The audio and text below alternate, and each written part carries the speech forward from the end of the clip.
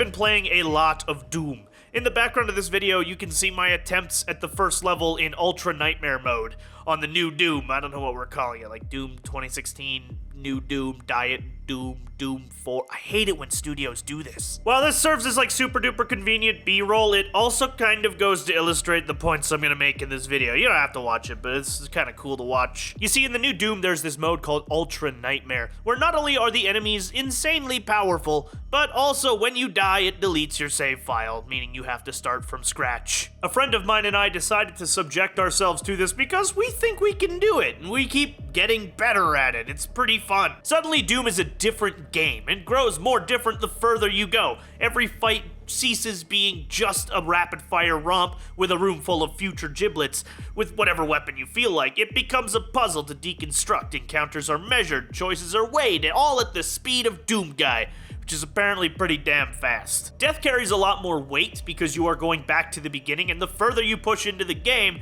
the more weight that death has. Each one becomes a learning experience, and before long, your mental thought processes start to disappear. You start forming new habits, you act on instinct, and with each attempt, you push yourself a little bit further. I personally adore this game mode. It's just an insane amount of fun and really breathe a lot of new life into Doom. And it just goes to show how difficulty modes can be a lot more than just, harder versions of the same game. Because Doom's Ultra Nightmare mode does what a lot of games really should do on the higher difficulties, and it demands that you get good. What do I mean when I say get good? Isn't that some stupid internet meme around like Dark Souls?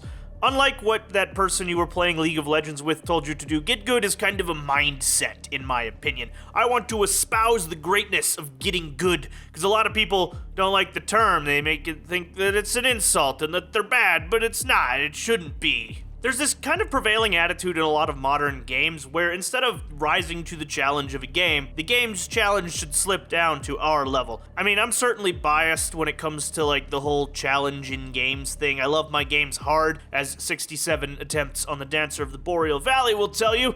Yes, that happened. Yes, it happened 67 times.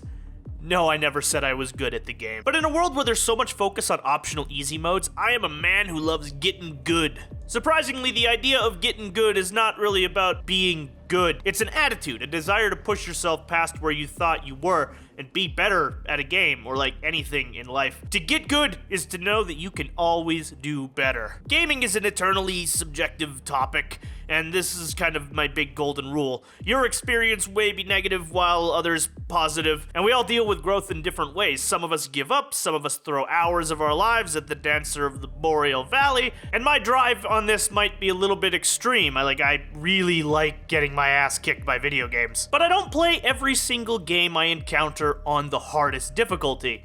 But why is that? If I love getting my ass kicked by video games, why don't I do that? Well, let me tell you why. Because there's a really easy way to do difficulty really wrong, and I kind of hate it. Like, a really good game should have a high difficulty ceiling that inspires you to get good. It makes you want to be better. But a really bad game can just be a pain in the ass on the higher difficulty levels. Bullet spongy enemies, just stuff that doesn't die, bullshit tactics that come out of nowhere. These things are not cool difficulty, but games that really make you focus and get better at the game, this is good difficulty. So how does a game inspire you to get good? So difficulty is subjective. Getting good can mean upgrading from normal to hard, or it can mean upgrading from easy to normal or hard to super duper hard. It doesn't matter. All that matters is that you're getting better at the game. But how do games incentivize this? Well, there are two kinds of ways that games tend to make things harder. The first one is called artificial difficulty. What artificial difficulty means is that enemies have more hit points, statistics, damage. It takes longer to defeat them. The challenge just becomes numerically harder. This is kind of like old school World of Warcraft heroics, where the encounters really stayed the same, but they hit a lot harder, which meant you needed more gear. Another example of this would be The Division, where doing challenging modes on these missions meant that there were just more enemies with more hit points instead of an actual tactical change in the game. That's artificial difficulty. It can make enemies kind of into annoying bullet sponges, but it also makes things more difficult to overcome, which can be used really effectively. When it's not used very effectively, like it was in The Division, it can be a pain in the dick, though. Artificial difficulty is probably the laziest and cheapest way to increase the difficulty of a game. The second type of difficulty is a little bit more interesting and nuanced. This is designed difficulty. This is where multiple systems in the game come together to make the game more difficult on its own. A really great example of designed difficulty is Ulduar from Wrath of the Lich King World of Warcraft back in the day. Ulduar had hard modes which you could activate optionally for each boss, but they fundamentally changed how the boss worked. Firefighter and Mimiron were two different encounters, despite the fact that Firefighter is just Mimiron's hard mode. You had to apply some of the same tactics, but it also required a lot of new tactics to overcome. But this didn't necessarily completely involve just an increase in numbers. It changed the mechanics of the fight and made it more difficult, more interesting, by just changing how you go about doing things. The Witcher also does this. The Witcher 3 Wild Hunt, on higher difficulties along with some minor tweaks to damage and health, changes enemy AI on the Death March and Blood and Broken Bones difficulties, making them flank more often, attack faster, dodge, and just generally react more dangerously to the Witcher. The Ultra Nightmare mode in Doom actually takes bits of both of these. It increases the enemy's stats over the normal 3 difficulties to the Nightmare levels, but it also changes the game's fundamental mechanics by making death permanent.